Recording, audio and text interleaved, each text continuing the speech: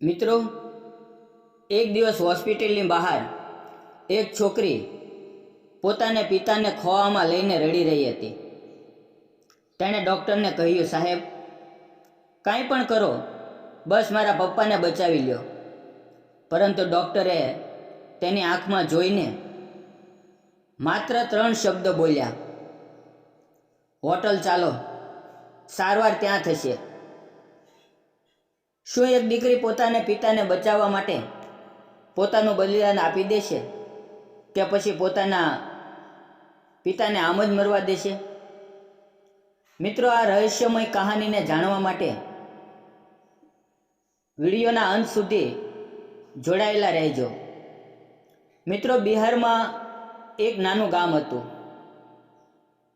તેનું નામ હસનપુર. ત્યાં રહેતો હતો મુકેશ. મુકેશ એક સામાન્ય પરિવારનો છોકરો હતો, જેના ઘરમાં માતા પિતા અને નાના ભાઈ બહેનો હતા. તેનો પરિવાર ખૂબ ધનિક નહોતો, પરંતુ પ્રેમ અને સપનાઓથી ભરેલો હતો. મુકેશ શાળામાં અભ્યાસ કરતો હતો અને વાંચવા લખવામાં ખૂબ તેજસ્વી હતો. તેની મહેનત અને લગન જોઈને તેના પિતાની છાતી ગર્વથી ફૂલી જતી હતી. પિતા હંમેશા કહેતા, બેટા, મન લગાવીને અભ્યાસ કર. તું જે પણ કોર્સ કરવા માંગે છે, હું તને કરાવીશ, ભલે મારે તે માટે કાંઈ પણ કરવું પડે. મુકેશનું દિલ ખૂબ મોટું હતું અને તેનું સપનું તેનાથી પણ મોટું હતું. તે બાળપણથી જ ડૉક્ટર બનવા માંગતો હતો. તે વિચારતો હતો કે એક દિવસ તે એટલા પૈસા કમાશે કે તેનો પરિવાર સુખ અને ચેનનું જીવન જીવી શકે. પરંતુ તે પોતાના સપનાને પોતાના પિતાથી છુપાવી રાખતો હતો, કારણ કે તેને ડર હતો કે ક્યાંક પિતા પર બોજ ન વધી જાય.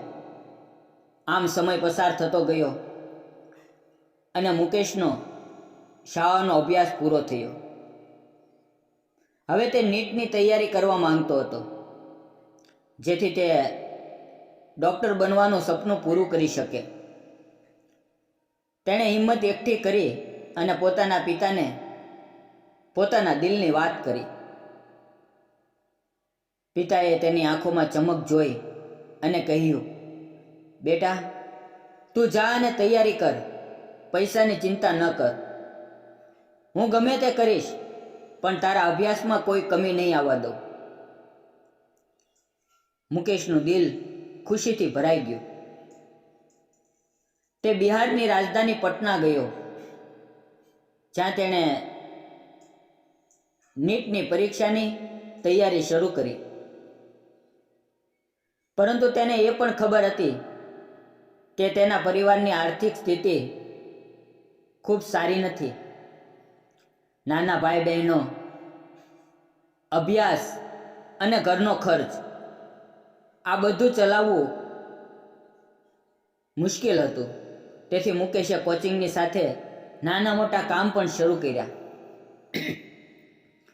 તે દિવસે કોચિંગ કરતો અને રાત્રે નાની મોટી નોકરી.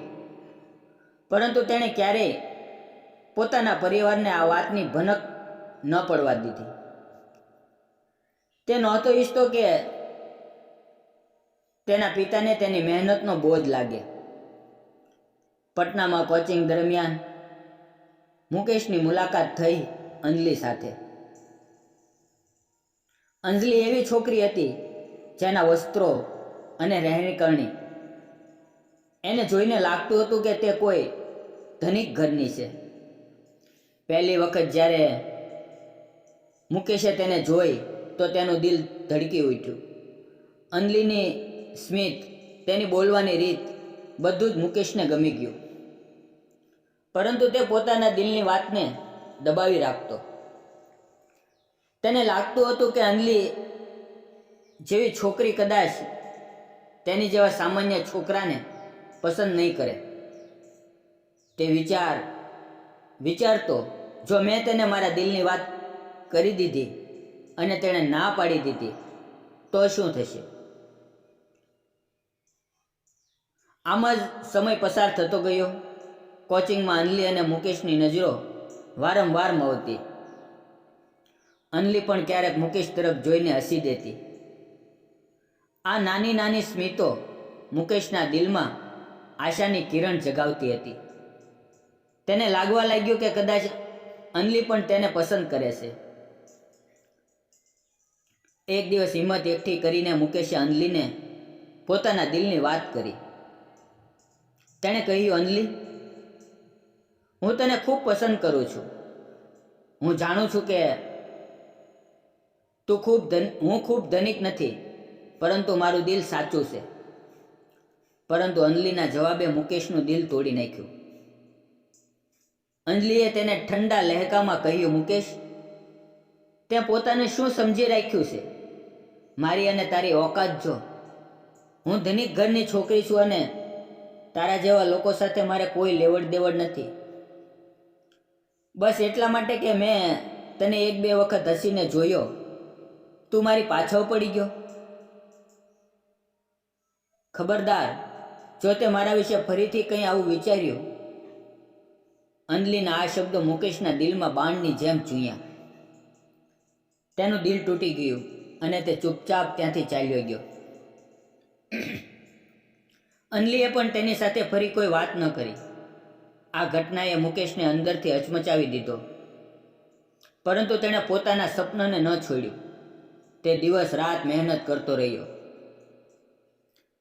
2016માં તે પટનાથી ક્યાંક બીજે ચાલ્યો ગયો અને ત્યાં જઈને નીટની તૈયારીમાં લાગી ગયો. તેણે અનલીને લીધે તેને ભૂલવાનો પ્રયત્ન કર્યો અને પોતાના લક્ષ્ય પર ધ્યાન કેન્દ્રિત કર્યું. સમય પલટતો લીધો અને વર્ષ 2024 આવી ગયું. આ વર્ષમાં ઘણું બધું બદલાઈ ગયું હતું. મુકેશની મહેનત રંગ લાવી અને તે હવે એક સફળ ડૉક્ટર બની ગયો હતો, જે એક મોટી પ્રાઇવેટ હોસ્પિટલમાં કામ કરતો હતો. તેણે પોતાના પરિવારને સુખ ચેનનું જીવન આપ્યું હતું. બીજી બાજુ અંજલિનું જીવન સંપૂર્ણ બદલાઈ ગયું હતું. તેની માતાનું બીમારીના કારણે અવસાન થઈ ગયું હતું. તેના પિતા, જે ક્યારેક સારો ધંધો ચલાવતા હતા, દારૂની લતમાં ડૂબી ગયા હતા. તેમનો ધંધો બંધ થઈ ગયો હતો અને પરિવારની આર્થિક સ્થિતિ ખરાબ થઈ ગઈ હતી. અંજલિના લગ્ન પણ નહોતા થયા, છતાં તેના પિતાએ તેની અને તેના નાના ભાઈ બહેનો તરફ ધ્યાન આપવાનું બંધ કરી દીધું હતું. એક દિવસ અંજલિના પિતાની તબિયત અચાનક ખૂબ ખરાબ થઈ ગઈ. અંજલિ તેના નાના ભાઈ બહેનો સાથે તેમને નજીકની મોટી પ્રાઇવેટ હોસ્પિટલમાં લઈ ગઈ. તેની પાસે વધુ પૈસા નહોતા, પરંતુ તેણે નોકરી કરીને થોડા બચાવેલા પૈસા રિસેપ્શન પર જમા કરાવી દીધા. ડૉક્ટરે અંજલિના પિતાની તપાસ કરીને જણાવ્યું કે તેમની હાલત ખૂબ ગંભીર છે. વધુ પડતો દારૂ પીવાના કારણે તેમના શરીરના ઘણા અંગો ખરાબ થઈ ગયા હતા. સારવાર માટે લગભગ 15 લાખ રૂપિયાનો ખર્ચ જણાવવામાં આવ્યો. આ સાંભળીને અંજલિના પગ નીચેથી જમીન સરકી ગઈ. તે વિચારમાં પડી ગઈ કે આટલા પૈસા તે ક્યાંથી લાવશે. અંજલિએ પોતાના ગામમાં ઘર વેચવાનો પ્રયત્ન કર્યો, પરંતુ કોઈ 15 લાખ રૂપિયા આપવા તૈયાર નહોતું. નિરાશ થઈને તે હોસ્પિટલ પાછી આવી. તેણે ડૉક્ટરને વિનંતી કરી, ડૉક્ટર સાહેબ, મારી પાસે આટલા પૈસા નથી. પ્લીઝ મારા પિતાની સારવાર કરી દો. હું ધીમે ધીમે તમારા પૈસા ચૂકવી દઈશ. પરંતુ ડૉક્ટરે સાફ ના પાડી દીધી અને કહ્યું, અમે દરેકની મદદ નથી કરી શકતા. જો પૈસા હોય તો સારવાર થશે, નહીં તો તારા પિતાને લઈ જા. અંજલિ ઉદાસ થઈને પોતાના પિતા પાસે ઊભી હતી. ત્યારે એક વોર્ડ બોય આવ્યો અને બોલ્યો, ડૉક્ટર સાહેબે તમને તેમના કેબિનમાં બોલાવ્યા છે. તે તમારા પિતાની સારવાર વિશે કંઈક વાત કરવા માંગે છે. અંજલિ થોડી આશા સાથે ડૉક્ટરના કેબિન તરફ ચાલી, પરંતુ જેવી તે કેબિનમાં પહોંચી તેની આંખો આશ્ચર્યથી ફાટી ગઈ. કારણ કે ખુરશી પર બેઠેલો વ્યક્તિ બીજું કોઈ નહીં પરંતુ મુકેશ હતો. તે જ મુકેશ જેને તેણે વર્ષો પહેલાં અપમાનિત કર્યો હતો. અનલીના પગ થંભી ગયા. મુકેશે શાંત અવાજે કહ્યું, શું થયું? અનલી કેમ ઊભી રહી? આવ બેસ. મારે તારા પિતાની સારવાર વિશે વાત કરવી છે. અનલી ડરતા ડરતા સામેની ખુરશી પર બેસી ગઈ.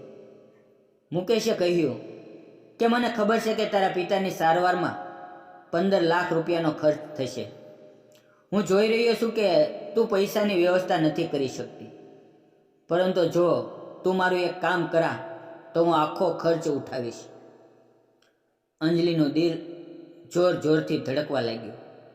તેણે આશાભરી નજરે પૂછ્યું, કયું કામ કરવું પડશે? મુકેશે ઠંડા લહેકામાં કહ્યું, તારે મારી સાથે એક દિવસ હોટલમાં રહેવું પડશે. આ સાંભળીને અનલીના હોશ ઉડી ગયા. તે વિચારવા લાગી કે આ તે જ મુકેશ છે જેને તેણે અપમાનિત કર્યો હતો. શું તે બદલો લેવા માંગે છે? તેનું મન ગુસ્સા અને ડરથી ભરાઈ ગયું. તેણે કહ્યું, મુકેશ, તે કેવી રીતે વિચારી લીધું? હું આવું કંઈ નહીં કરું. મુકેશે શાંત અવાજે કહ્યું, હું તારા ઉપર કોઈ જબરદસ્તી નથી કરતો. તારી મરજી છે. જો તું તૈયાર હોય તો હું તારા પિતાની સારવાર કરાવીશ, પરંતુ મારી પાસે હવે પૈસાની કોઈ કમી નથી. પરંતુ જો તું ના પાડીશ તો તારા પિતાની સારવાર નહીં થઈ શકે. અનલીનું મન તૂટી રહ્યું હતું. તે ત્યાંથી જવા લાગી, પરંતુ ત્યારે જ મુકેશે કહ્યું, જો તારા પિતા દુનિયામાંથી ચાલ્યા ગયા તો પછી તું તારું અભિમાન કોને બતાવીશ, જે તે મને બતાવ્યું હતું? આ સાંભળીને અનલીના પગ થંભી ગયા. તે વિચારમાં પડી ગઈ. એક તરફ પિતાનો જીવ હતો, બીજી તરફ તેની ઇજ્જત. આખરે પિતાને બચાવવા માટે તેણે હા પાડી. તેણે વિચાર્યું, ગમે તે થાય, પિતાજીનો જીવ બચાવવો છે.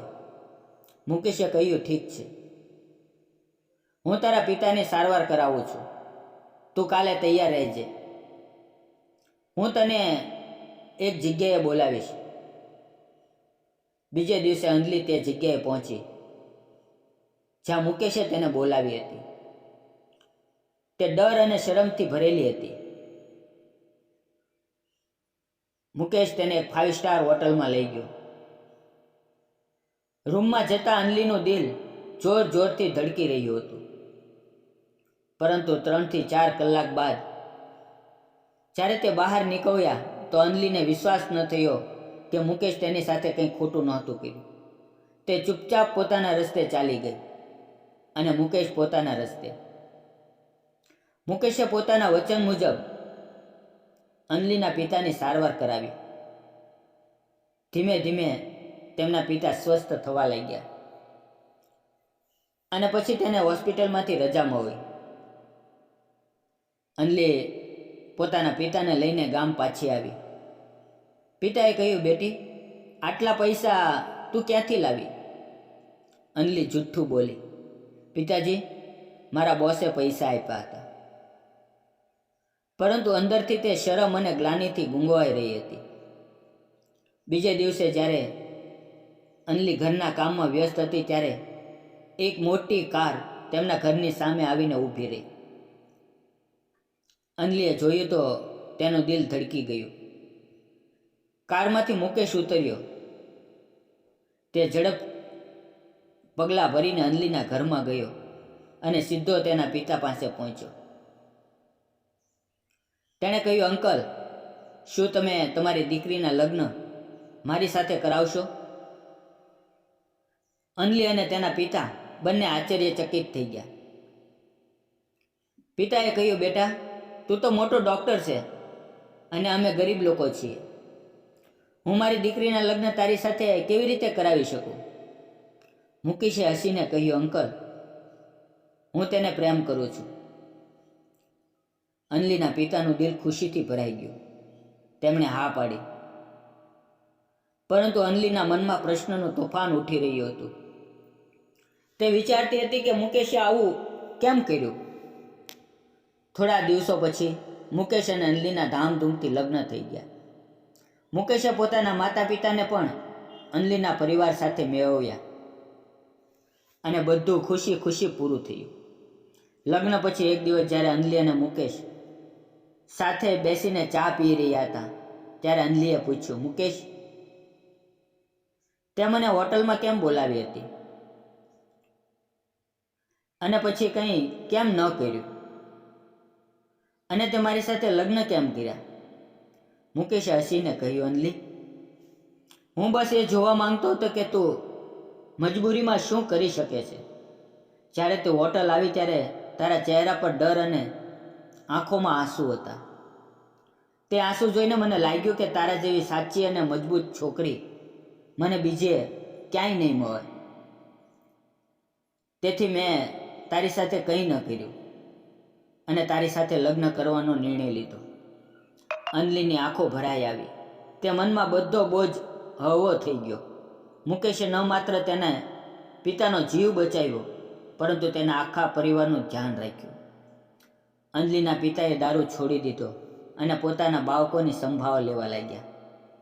મુકેશ અને અનલી આજે પણ એકબીજા સાથે સુખી જીવન જીવે છે. મિત્રો, જો તમે તે દીકરીની જગ્યાએ હોત તો શું તમે તમારા પિતાને બચાવવા માટે ડૉક્ટરની આ ઘૃણાસ્પદ શરત માની લે? તમારો જવાબ અમારા માટે મહત્વનો છે. કોમેન્ટ કરીને જરૂર જણાવો, હા કે ના. અને મિત્રો, આ કહાની આપણને શીખવે છે કે જીવનમાં ગમે તેટલી મુશ્કેલીઓ આવે, જો આપણે મહેનત અને સચ્ચાઈના માર્ગે ચાલીએ તો દરેક સપનું પૂરું થઈ શકે છે. અને આ કહાની એ પણ શીખવે છે કે સાચો પ્રેમ અને માનવતા કોઈ પણ ઘાને ભરી શકે છે. આ કહાની કાલ્પનિક છે અને તેનો ઉદ્દેશ ફક્ત પ્રેરણા આપવાનો છે. તો મિત્રો, આશા રાખું છું કે આજની કહાની તમને પસંદ આવી હશે. તો વિડીયોને એક લાઈક જરૂર કરી દેજો અને અમારી યુટ્યુબ ચેનલને સબસ્ક્રાઈબ કરવાનું ભૂલતા નહીં. ફરી મળીએ જલ્દી એક નવી કહાનીમાં. ત્યાં સુધી આવજો અને વિડીયો પૂરો જોવા બદલ આપ સૌ મિત્રોનો દિલથી ખૂબ ખૂબ ધન્યવાદ.